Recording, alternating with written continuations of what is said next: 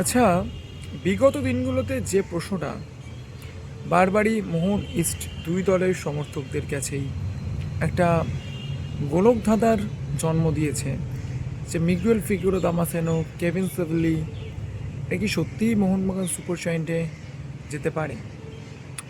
এবং মোহনবাগান সমর্থকরা ভাবছে যে যদি এরকমটা হয় তাহলে মন্দ কি।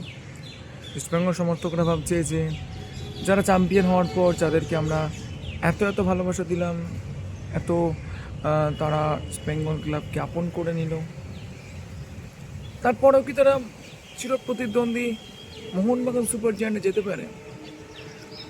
তো এই ভিডিওতে আমরা চুম্বকে উঠে আসা কতগুলো বিষয় একটু আপনাদেরকে ওয়াকিবহাল করার চেষ্টা করব, তাহলে আপনারা আশা করা যেটা বুঝতে পারবেন যে সত্যিই কি এই প্লেয়ারদের সঙ্গে মোহনবাগানের কোনো যোগাযোগ রয়েছে, সত্যিই কি এরা মোহনবাগান সুপার জায়ান্টে যেতে চায়। পয়েন্ট নাম্বার 1, আপনাদেরকে পরিষ্কার একটা কথা বলে দিচ্ছি যে কেভিন সেভেলে, মিগুয়েল ফিগুয়েরা এদেরকে ইস্টবেঙ্গল রাখতে চায়, এটা নিয়ে কোনো ডাউট নেই। বাট এই রাখতে যাওয়ার অর্থটা এরকম কি যে শুধুমাত্র সমর্থকদের ভালোবাসাতেই তারা থেকে যাবে, বা ইস্টবেঙ্গলের হয়ে তারা যে সাফল্য পেয়েছে এবং তারপরে সমর্থকরা তাদেরকে ঠিক যেরকমভাবে মাথায় তুলে রেখেছিল শুধুমাত্র সেই কারণেই তারা থেকে যাবে?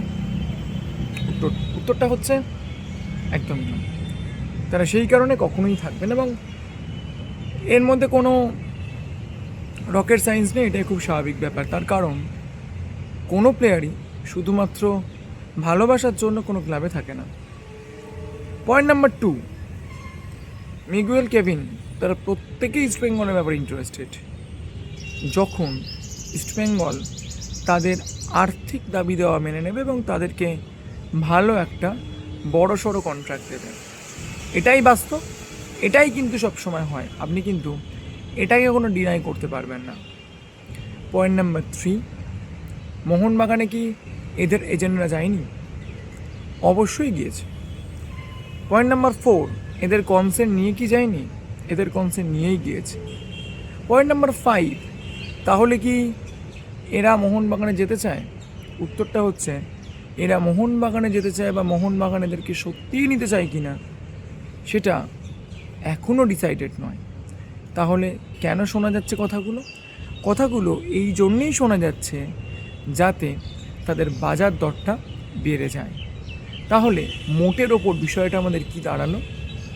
আপনি যতই যে কোনো প্লেয়ারকে ভালোবাসা দিন না কেন, বাস্তবটা কিন্তু এটাই, তারা কিন্তু তাদের আর্থিক স্বাচ্ছন্দ্য, আর্থিক সচ্ছলতা এবং তারা যেখানে খেলবে সেখানে বেটার অপরচুনিটি কিন্তু তারা কিন্তু নিয়ে নেবে আগে, তারা কিন্তু সেটাকে অর্জন করে নেবে। হ্যাঁ, অবশ্যই, যেটা আমি কালকে লাইভেও বলেছি, আপনি কিন্তু প্রত্যেকটা সময় চ্যাম্পিয়ন হতে পারবেন না, প্রত্যেকটা দিন আপনি চ্যাম্পিয়ন হতে পারবেন না। যখন আপনি চ্যাম্পিয়ন হয়েছেন তার মানে আপনি আপনার ক্যারিয়ারের সেরা সময়টা পার করছেন। এই সময় আপনি কিন্তু চাইবেন আপনার সিকিউরটাকে একদম বুঝে নিতে, আপনার ফিউচারটাকে, যাতে আর কোনো রকম কোনো সমস্যার মুখোমুখি না হতে হয়।